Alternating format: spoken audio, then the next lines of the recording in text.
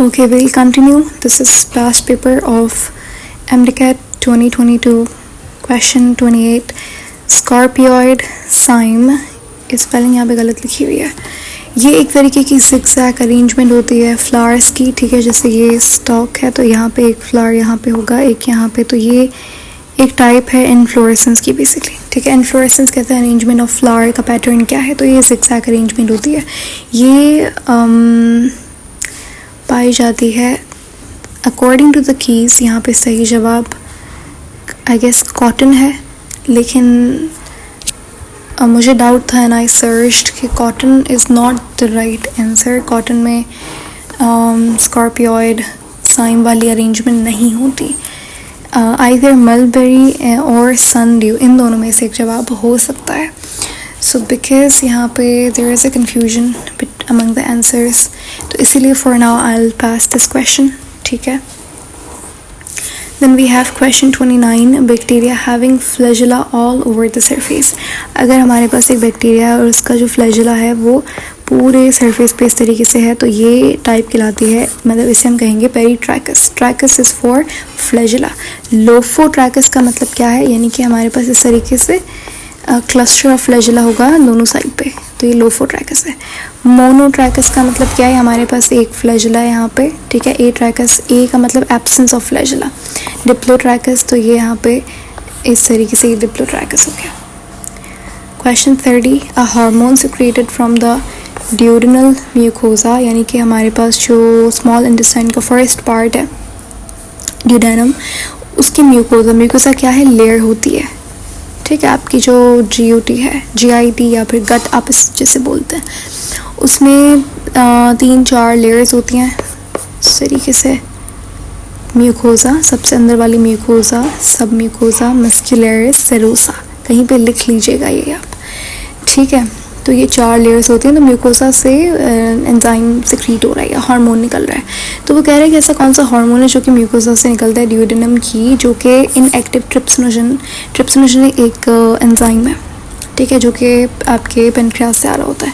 तो वो inactive form में होता है, उसको एक्टिवेट करना पड़ता है, वो ट्रिप्सिन में कन्वर्ट होता है. तो वो कौन करता है, तो वो एक हार्मोन करता है जो कि ड्यूडेनम सिक्रीट कर रहा होता है. इस हार्मोन का नाम है एंटेरोकाइनेस.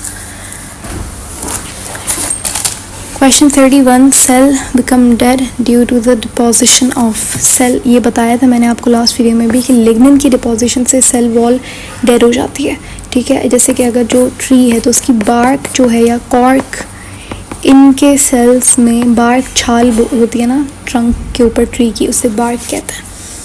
तो उसमें उनके सेल्स जो होते हैं उनमें लिग्निन की डिपोजिशन हुई होती है, डेड सेल्स, ठीक है. उसके बाद है rabies is caused by. Rabies एक वायरल डिजीज़ है जो कि रेब्डो वायरस कॉज करता है, ठीक है. ये रैबिड मैमल्स के थ्रू स्प्रेड होती है और सो फार इसका कोई ट्रीटमेंट नहीं है. So we need to be careful. Question 33 है, इन एड्स, ये जो D है इट स्टैंड्स फॉर, तो एड्स की फुल फॉर्म होती है acquired immuno deficiency syndrome. So D is for deficiency. कहाँ है डेफिशिएंसी, ये रहा. Question 34, it is a loop और set of response shown by the effector that weaken the effect of the initial stimuli. यानी कि अगर हमारे पास इस स्टेटमेंट का मतलब देखो, मतलब समझो यहाँ पे, इट इज़ अ लूप और सेट ऑफ रिस्पॉन्सेस, ठीक है. यानी कि एक फीडबैक मैकेनिज्म की बात हो रही है, यानी कि एक के बाद वही चीज़ हो रही है लूप में, ठीक है. इसका नाम लाइक साइकिल. हो क्या रहा है कि एक हमारे पास रिस्पॉन्स जनरेट हो रहा है इफेक्टर से, जो कि पहले वाले इफ़ेक्ट को वीकन कर रहा है. यानी कि अगर चीज़ बढ़ रही थी तो हमने उसे कम कर दिया, यानी कि इसका इफेक्ट बढ़ने का था, हमने उसको सप्रेस कर दिया, वीकन कर दिया, कम कर दिया. तो इस इनिशियल स्टिमुलाई को कम कर दिया, उसके इफेक्ट को. तो ये नेगेटिव फीडबैक मैकेनिज्म है, ठीक है. आपके पास पॉजिटिव फीडबैक क्या होता है, जब एक चीज़ बढ़ रही है तो उसको बढ़ाना. जैसे फॉर एग्जांपल पॉजिटिव फीडबैक का बड़ा कम एग्जांपल है हमारी ह्यूमन बॉडी में, सारा नेगेटिव फीडबैक ही होता है. लेकिन हमारे पास जब ड्यूरिंग पार्चुरेशन, यानी कि when a human is delivering a baby, तो उस कंडीशन में यूट्रस की कॉन्ट्रैक्शन करवानी है तो ऑक्सीटोसिन रिलीज़ हो रहा होता है, ठीक है. तो ऑक्सीटोसिन, अभी ये कॉन्ट्रैक्शन हो रही है already, oxytocin hormone positive feedback के ऊपर काम करता है, यानी कि ये कॉन्ट्रैक्शन उल्टा करवाएगा, उसको कम नहीं करेगा उसके इफेक्ट को, उल्टा उसको स्ट्रेंथन करेगा उसके इफेक्ट को, इनिशियल स्टिमुलाई के इफेक्ट को। तो इनिशियल स्टिमुलाई इस केस में कॉन्ट्रैक्शन ऑफ यूट्रस है, ठीक है। And then we have question 35. Crossing over in meiosis occurs during which step? ये आपको याद करना होगा कि meiosis में जो क्रॉसिंग ओवर किसे बोलते हैं, जो होमोलोगस क्रोमोसोम्स हैं इनके दरम्यान में जो यहाँ पे कियास्मेटा फॉर्मेशन होगी, फिर यहाँ पे जो जेनेटिक मैटर है वो एक्सचेंज होगा, इसे क्रॉसिंग ओवर कहते हैं। ये कब होता है याद करना होगा, डिप्लोटीन में। A coenzyme constitutes about -% portion of entire enzyme। अगर मेरे पास एक एंजाइम है, ठीक है, उसमें अगर मैं यहाँ पे एक समझने के कुछ एंजाइम्स ऐसे होते हैं जो कि कोफैक्टर के बगैर काम नहीं करते, ठीक है। तो कोफैक्टर इस एंजाइम को एक्टिवेट करने का काम करता है। कोफैक्टर की बड़ी सारी टाइप्स होते हैं, एक एक्टिवेटर होता है, एक कोएंजाइम होता है, ठीक है, और एक प्रोस्थेटिक ग्रुप होता है। प्रोस्थेटिक ग्रुप परमानेंटली अटैच होता है। एक्टिवेटर हमारे पास जितने भी आयंस होते हैं वो एक्टिवेटर्स होते हैं। कोएंजाइम ऑर्गेनिक कंपाउंड जैसे NAD, तो वो कोएंजाइम है, ठीक है। वाइटामिन्स वगैरह तो वो कोएंजाइम होता है। ये टेम्पररी बेसिस पे अटैच होगा। तो इसकी कोएंजाइम की परसेंटेज क्या होगी, सिर्फ एंजाइम का 1% पोर्शन को ही वो बनाता है। Each chain of DNA is formed by the union of many nucleotides by which bond? यानी कि DNA की चेन कैसे बनती है, न्यूक्लियोटाइड से। न्यूक्लियोटाइड मोनोमर है, DNA पॉलीमर है। बॉन्ड कौन सा होता है इन दोनों के दरमियान, यानी कि न्यूक्लियोटाइड्स के दरमियान में बॉन्ड कौन सा है, phosphodiester bond. Mimosa pudica shows. अच्छा, ये हमारे पास साइंटिफिक नेम दिया हुआ है एक प्लांट का। अगर तो आपको लग रहा है कि अरे ये क्या है, so let me just tell you कि ये जैसे हम कॉमनली बोलते हैं टच मी नॉट प्लांट, ये पौधे का नाम है, तो उसका बायोलॉजिकल नेम जो है वो मिमोसा प्यूरिका है। तो भाई इसके अंदर जो मूवमेंट होती है वो सिस्मोनेस्टिक मूवमेंट होती है, यानी कि आप टच करेंगे तो वो उस तरीके से अपना रिएक्शन देगा। तो ये वाली मतलब इसमें जो मूवमेंट होगी वो सिस्मोनेस्टिक होगी। थर्मोनेस्टिक क्या होता है, यानी कि हीट की वजह से मूवमेंट होना। तो ये इस तरीके से सारे फोटोनेस्टिक भी लाइट की वजह से मूवमेंट होती है, ठीक है। बाकी ये दोनों आप, this is for you, this is your homework, you need to check के हैप्टोनेस्टिक और निक्टिनेस्टिक ये दोनों मूवमेंट किसकी वजह से होती है, इनका स्टिमुलाई कौन होता है। Mendel for his research, Mendel ने अपनी रिसर्च के लिए जो 3 लॉस दिए वो कौन से पी पे दिए थे। पी यानी कि जो मटर होता है उस पर, तो पी के बहुत सारी वैरायटी होती है, ठीक है। तो गार्डन पी इसने स्पेसिफिकली चूज़ किया था, जैसे पिज़म सेटिवम। पी का वैसे कॉमन नाम पिज़म सेटिवम है, फिर इसके बाद इसकी वैरायटी होती है, तो इन्होंने गार्डन पी को चूज़ किया था।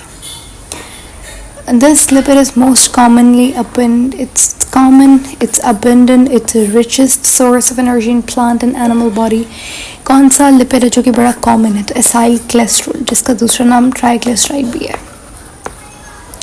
या फिर बेसिकली ग्लिसराइड भी आप कह सकते हो। तो एसाइल कोलेस्ट्रॉल दिया सही जवाब है। बाकी टर्पिनॉइड्स, कैरोटिनॉइड्स ये हमारे पास ड्राइव्ड लिपिड्स हैं। टर्पीन्स ड्राइव्ड लिपिड में आता है, फॉस्फोलिपिड कॉन्जुगेटेड लिपिड में आता है। एसाइल कोलेस्ट्रॉल बड़ा सिंपल कॉमन अबंडेंट लिपिड है। The organs perform same function, तो भाई ऐसे ऑर्गन्स जो कि सेम फंक्शन परफॉर्म कर रहे हैं लेकिन उनका स्ट्रक्चर डिफरेंट है, तो ऐसे ऑर्गन्स को एनालॉगस ऑर्गन्स कहेंगे। और अगर स्ट्रक्चर सेम हो, फंक्शन डिफरेंट हो, तो homologous organs. The hard parts of the seed is due to the presence of, जो सीड का हार्ड पार्ट होता है ना, वो कॉलन कायमा की वजह से नहीं, जाइलम की वजह, जाइलम टिश्यू जो होता है उसका जो कंपोनेंट होता है स्क्लेराइड्स, ठीक है, उसकी वजह से होता है, ठीक है। उसके बाद कॉलन कायमा इज फॉर ग्रोथ, ठीक है, ग्रोथ वगैरह के लिए काम आता है। वायरस हमारे पास एक लैटिन वर्ड है, ये भी पूछ सकते हैं वायरस कैसा वर्ड है, लैटिन, ग्रीक वगैरह वगैरह, तो लैटिन वर्ड है, इसका मतलब होता है पॉइजन, जहर। पॉइजनस एजेंट्स, वायरसेस क्या होते हैं? पॉइजनस एजेंट्स होते हैं।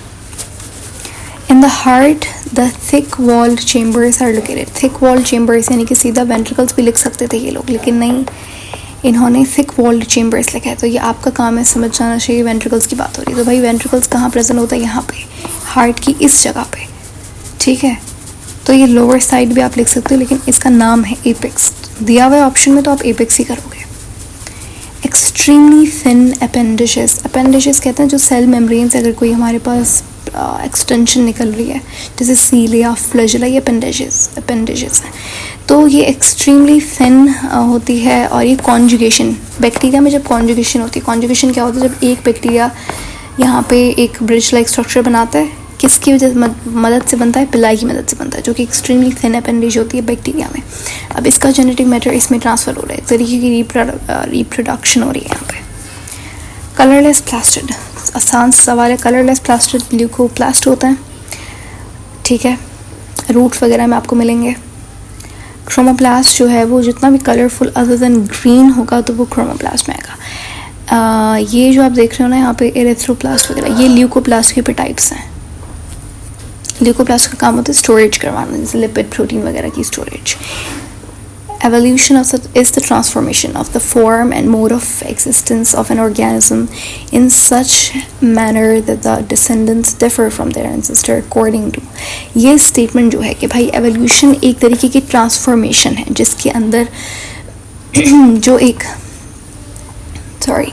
जिसके अंदर जो ancestors होंगे वो अपनी progeny से, अपनी descendants से अलग दिखेंगे। ये डार्विन का थ्योरी है, डार्विन की theory, survival of the fittest, उसका स्टेटमेंट है। उन्होंने ये कॉन्सेप्ट दिया था हमारे पास कि एवोल्यूशन एक तरीके की ट्रांसफॉर्मेशन है। किस चीज़ की transformation? Form of the organism, mode of existence of the organism in such a manner कि वो लोग अपने एंसेस्टर से मुख्तलिफ दिखेंगे। According to home, according to Darwin. Okay, uterus opens to vagina, ये यूटरस है हमारे पास, ठीक है।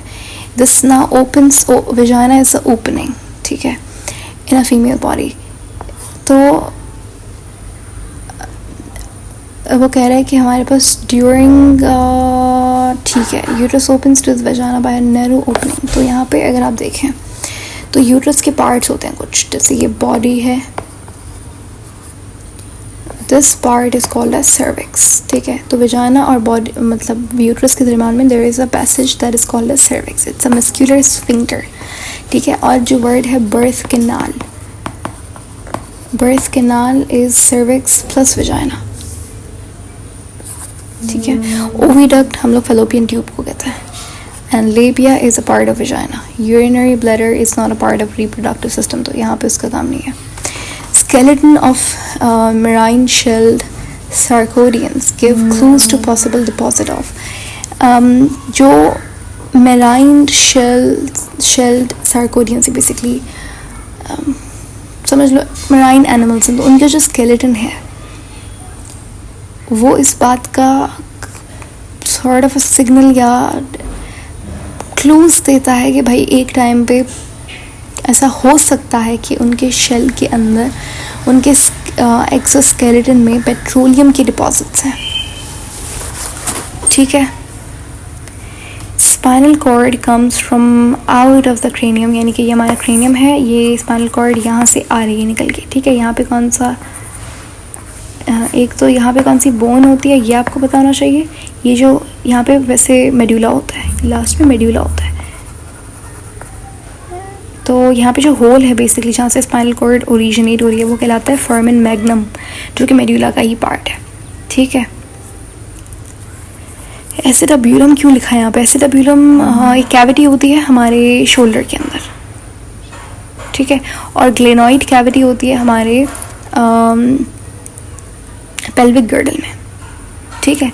एसिटाब्यूलम मैंने उल्टा बोल दिया, I am sorry. Glenoid cavity जो है वो शोल्डर में आती है, यानी कि आपका पेक्टोरल गर्डल का पार्ट होती है, और एसिटाब्यूलम जो है वो पेल्विक गर्डल में कैविटी होती है। गैंग्लिया क्या है? गैंग्लिया हमारे पास ग्रुप ऑफ सेल बॉडी है जो कि CNS सेंट्रल नर्वस सिस्टम में मिलता है। जैसे फॉर एग्जांपल ये 2-3 यहाँ पे सेल बॉडीज मिलकर एक जो आप पढ़ते हैं ना ग्रे मैटर, तो ग्रे मैटर गैंग्लिया की वजह से होता है, ठीक है।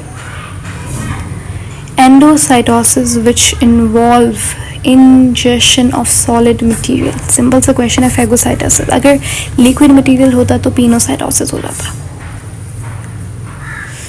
Plant like protista called as, यानी कि ऐसे प्रोटिस्टा जो कि पौधों की तरह होते हैं, यानी कि फोटोसिंथेसिस भी करेंगे, ग्रीन इन कलर होंगे, क्लोरोप्लास्ट होगा, क्लोरोफिल ए बी होगा, तो वो हमारे पास हमारा एल्गा है। When substrate combines the active site of an enzyme, it induces a conformational change that enable enzyme to perform. यानी कि हमारे पास जब एंजाइम, समझ लें इस क्वेश्चन में सिंपल बात बोल रहे हैं, जब एक सबस्ट्रेट जाके अटैच होता है एंजाइम के एक्टिव साइट पे, तो यहाँ पे हमारे पास बनता है एक कैटालिटिक कॉम्प्लेक्स, ठीक है। इसको हम लोग एंजाइम सबस्ट्रेट कॉम्प्लेक्स बोलते हैं, और इट शोज कैटालिटिक फंक्शन, यानी कि वो कैटालिसिस कैटाबॉलिज्म करने की सलाहियत रखता है, ठीक है। सबस्ट्रेट कंबाइन होगा एंजाइम के साथ, क्या बनेगा, एंजाइम सबस्ट्रेट कॉम्प्लेक्स। और फिर जैसे हमारे पास एक प्रोडक्ट बनेगा तो पहले क्या बनेगा, एंजाइम प्रोडक्ट कॉम्प्लेक्स, फिर एंजाइम अलग हो जाता है, यानी कि इस तरीके से एंजाइम जो है वो रिएक्शन में यूज़ नहीं होता। Mendel selected following pair of contrasting characters, Mendel ने 7 पेयर बेसिकली सेलेक्ट किए थे गार्डन बी के, उनके ऊपर इन्होंने काम किया था। Power house of the cell mitochondria होता है, ठीक है। टाइडल वॉल्यूम कितना होता है, टाइडल वॉल्यूम हमारे पास लंग्स में नॉर्मल कंडीशन में, देखो टाइडल वॉल्यूम क्या होता है, वो वॉल्यूम जो कि नॉर्मली आपकी लंग्स इनहेल एक्सहेल कर रही है। एक होता है आपका resting volume of lungs,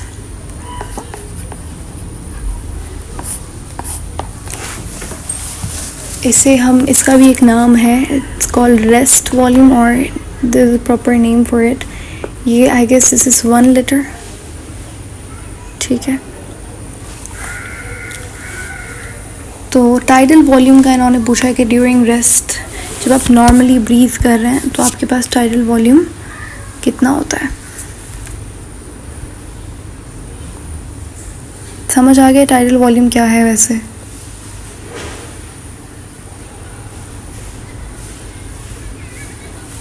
okay,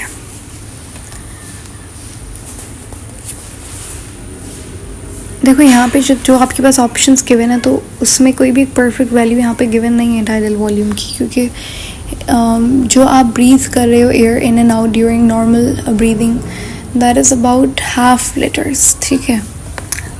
1/2 litre of air is tidal volume, यानी कि 0.5 लीटर्स, ठीक है। और यहाँ पे कोई भी ऑप्शन उसके करीब भी नहीं है। टोटल लंग कैपेसिटी होती है 6 लीटर, तो 6 लीटर टोटल लंग कैपेसिटी होगी। कीज़ में आंसर जो है वो बी सही है, ठीक है। तो आई गेस यहाँ पे या तो क्वेश्चन में गलती है या तो ऑप्शंस में, क्योंकि यहाँ तो या तो फिर तो इन्हें टोटल वॉल्यूम लिखना चाहिए था जो कि 6 लीटर होता है, या फिर तो अगर टाइडल वॉल्यूम है तो वो तकरीबन 1/2 लीटर होता है, 0.5 लीटर्स, ठीक है। तो ये क्वेश्चन हम यहाँ पे, I will pass this question. They detect pain and tissue receptor, यानी कि ऐसे रिसेप्टर्स जो कि पेन को डिटेक्ट करें उन्हें हम नोसिसेप्टर्स कहते हैं। मैकेनो रिसेप्टर यानी कि जो कोई सी मैकेनिकल टच को करें, जिसमें स्किन के ऊपर आपने हाथ रखा अपना, या फिर कोई जैसे फॉर एग्जांपल एक कॉकरोच आके आपके हाथ पे बैठ गया, तो वो मैकेनिकल रिसेप्टर्स का काम है उसे डिटेक्ट करना। फोटो रिसेप्टर यानी कि लाइट को करेगा, कीमो रिसेप्टर किसी केमिकल को करेगा, बैरो रिसेप्टर प्रेशर को करेगा detect. Phenotypic ratio of single trait inheritance, जो हमारे पास फिनोटिपिक रेशो होता है, ये आपको अब यहाँ पे अगर आप करने बैठोगे तो you will waste your time, इसीलिए आपको एक सिंगल ट्रेट इनहेरिटेंस का फिनोटिपिक रेशो पता होना चाहिए। 3:1 होता है। जैसे अगर एक टॉल है एक डॉर्फ है, दोनों को मैं क्रॉस करवाऊँ तो कुछ ऐसा सा रिजल्ट आएगा मेरे पास। अगर फिनोटिपिक रेशो देखो तो ये तीनों क्या होंगे, टॉल होंगे, ये डॉर्फ होगा, तो 3:1। अगर यहाँ पे इसी पेपर में अगर आप पार्ट 1 देखो तो वहाँ पे पूछा गया था कि फिनोटिपिक रेशो क्या होता है डाई हाइब्रिड क्रॉस का, यानी कि इंडिपेंडेंट असॉर्टमेंट का, तो वहाँ पे आंसर था 9:3:3:1। ये भी आपको याद होना चाहिए। Artificial selection in breeding provides evidence for evolution is known as, एक तरीके की आर्टिफिशियल सिलेक्शन, जिसके अंदर बेसिकली ह्यूमन जो है वो ब्रीड करवा रहे होते हैं in order to for better evolution, तो ये डोमेस्टिकेशन कहलाती है, ठीक है। It's a type of artificial selection. फिर हम लोग क्या कर रहे होते हैं, ह्यूमंस खुद इसमें इन्वॉल्व होता है, उसमें हम लोग सिलेक्शन करके आर्टिफिशियली सेलेक्ट करके, यानी कि ह्यूमन की वो इन्वॉल्वमेंट होती है, नेचर इज़ नॉट इन्वॉल्व, तो हम लोग फिर सिलेक्शन ब्रीडिंग करवा रहे होते हैं यहाँ पे, ठीक है। तो ये डोमेस्टिकेशन इसका एग्जाम्पल है। Molecule of amylose consists of unbranched chains of hundreds of glucose subunit joined together। यानी कि जो अमाइलोज है, अमाइलोज स्टार्च का कंपोनेंट है, स्टार्च बना हुआ होता है अमाइलोज और अमाइलोपेक्टिन से। जो अमाइलोज है उसमें अल्फ़ा 1,4 ग्लाइकोसिडिक लिंकेज होता है और अमाइलोपेक्टिन के अंदर अल्फ़ा 1,6 ग्लाइकोसिडिक लिंकेज होता है। जो अमाइलोज है वो वाटर में सॉल्यूबल होता है, अमाइलोपेक्टिन नहीं होता। It provides protection of coastline from storm. तो एक ऐसी चीज़ जो कि कोस्टलाइन यानी कि जो समुंदर वगैरह में स्टॉर्म से बचाती है, कोस्टलाइन क्रीचर्स को, उसके बाद मेराइन ऑर्गेनिज्म को छत देने का काम करती है एंड कार्बन नाइट्रोजन फिक्सेशन करती है। तो ये हमारे नाइडेरियंस के ऑर्गेनिजम्स होते हैं, नाइडेरिया फाइलम से बिलोंग करता है, coral reefs. Each enzyme has a dimple और groove at a specific site called as, यानी कि एक एंजाइम है उसके ऊपर इस तरीके से ये ग्रूव, यानी कि आप इसको पिट भी बोल सकते हो, खड्डा like structure, sort of a Dimple, ठीक है। इस स्ट्रक्चर को डिम्पल कहते हैं। तो ये कौन सी जगह होती है, ये एक्टिव साइट होती है जहाँ पे सबस्ट्रेट आके अटैच होगा, तो एक स्पेसिफिक इसका शेप है। लाइट रिएक्शन कहाँ पे होता है, फोटोसिंथेसिस में। तो आपका ये क्लोरोप्लास्ट है, क्लोरोप्लास्ट के अंदर ये थैलेकॉइड है, पर यहाँ पे ये पूरा को हम ग्रेनम बोलेंगे। लाइट रिएक्शन यहाँ पे होगा स्ट्रोमा में, तो लाइट रिएक्शन है वो थैलेकॉइड की मेम्ब्रेन में होगा और जो डार्क रिएक्शन है वो स्ट्रोमा में होगा। सही जवाब क्या है, thylakoid. The vacated vascular follicle forms a fatty yellow structure on ovary। Ovary में क्या होता है, जब ग्राफिन फॉलिकल रप्चर होता है तो उससे हमारे पास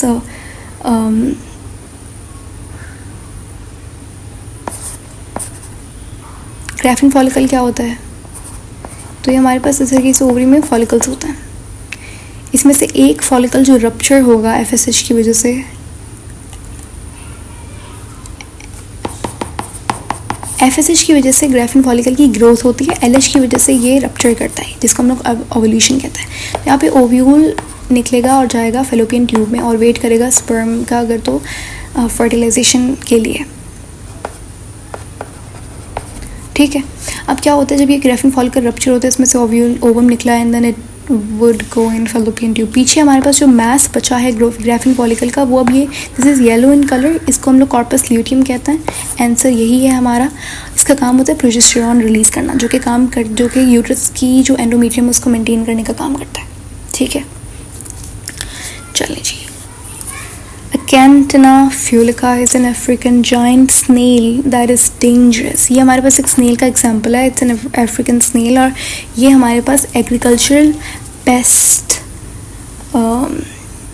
होता है, ठीक है। It's a very dangerous agricultural paste. Paste क्या होता है, जो कि आपका जो मेन क्रॉप है उसको खाने का काम करे, ठीक है, तो वो पेस्ट है। फिर उसके लिए हम लोग पेस्टिसाइड्स इस्तेमाल करते हैं, तो वर्ड पेस्टिसाइड इसके लिए, इसके अगेंस्ट जो करेगा काम वो पेस्टिसाइड्स कहलाता है। The enzyme which is used in Calvin cycle, Calvin cycle के अंदर जो एंजाइम इस्तेमाल होता है वो हमारा प्यारा रुबिस्को है, which is the most abundant protein in the whole world, ठीक है। अगर आपसे पूछे which is the most abundant protein in animals world, तो वो फिर कोलेजन है। ये एक एक पॉइंट नया MCQs बन सकता है आपका, ओके। द फ्लेक्सिबल आर्टिकुलेट, अभी इतना बड़ा स्टेटमेंट लिखा हुआ है, लेकिन उन्होंने एक बहुत अच्छी बात की है, बिटवीन जॉइंट्स आपको एक हिंट दे दिया। फ्लेक्सिबल आर्टिकुलेटिंग कार्टिलेज जॉइंट्स के दरमियान में जो होता है, अगर वो डीनेचर हो जाए कैल्शियम की डिपोजिशन से, जो आपकी बोन्स हार्ड बन जाती हैं, ये एरिथ्राइटिस है, ठीक है। स्लिप डिस्क क्या होती है, जब वर्टिब्रा आपकी अपनी पोजीशन से हिल जाए। स्पॉन्डाइलोसिस क्या होता है, ये इसमें भी हमारे पास जो वर्टिब्रेज होती हैं वो डीनेचर करना शुरू हो जाती हैं, ठीक है, रिकेट्स विटामिन डी की डेफिशिएंसी से होता है। सियाटिका जब हमारे पास जो सबसे लार्जेस्ट, ये भी क्वेश्चन है, सबसे लार्जेस्ट नर्व कौन सी होती है आपकी बॉडी की, तो वो सियाटिक नर्व होती है। उसके नर्व रूट्स कितने होते हैं, याद होना चाहिए, 5 नर्व रूट होते हैं। उसको कहाँ पे जाते हैं, डाउन लिम्स के अंदर, लोअर लिम्स के अंदर। तो सियाटिका क्या होता है, जब सियाटिक नर्व का डिकम्प्रेशन होने लगे बिकॉज ऑफ एनी रीज़न, वर्टिब्रेस की वजह से या फिर किसी भी और वजह से ब्लड सप्लाई नहीं मिल रहा उसको, या किसी भी वजह से अगर सियाटिक नर्व दबने लग जाए, कंप्रेस होने लग जाए, तो वो सियाटिका कहलाता है। It causes extreme level of pain. Haemoglobin molecule के, एक हीमोग्लोबिन मॉलिक्यूल के अंदर 280 मिलियन एक आरबीसी के अंदर 280 तकरीबन on an average haemoglobin present होता है। बायो सेक्शन हो गया है हमारा, congratulations. Hopefully chemistry and physics भी हम लोग कर पाएँ। और आई try to make videos on chemistry and physics, but it's just I feel like whenever I sit for chemistry or physics की वीडियो, चाहे वो फिर IMET के लिए हो या फिर MDCAT के लिए हो, I end up making videos for bio, although वो दोनों subjects मेरे ख्याल से ज़्यादा important है bio के लिए, क्योंकि हर मेडिकल एस्पिरेंट को बायो वैसे ही अच्छी लगती है, बहुत, मतलब मोस्ट ऑफ द केसेस। तो I guess it's better to work more hard on physics and chemistry, and I will try my best कि हम केमिस्ट्री फिज़िक्स भी आगे वाले पेपर्स का कर पाएँ। सो until then, take care. Thank you so much for watching, and if you have any questions or if you have any topic that you like me to cover, that you would like me to cover, just put that down in the comment section if you want. Thank you so much for watching. I'll see you very soon.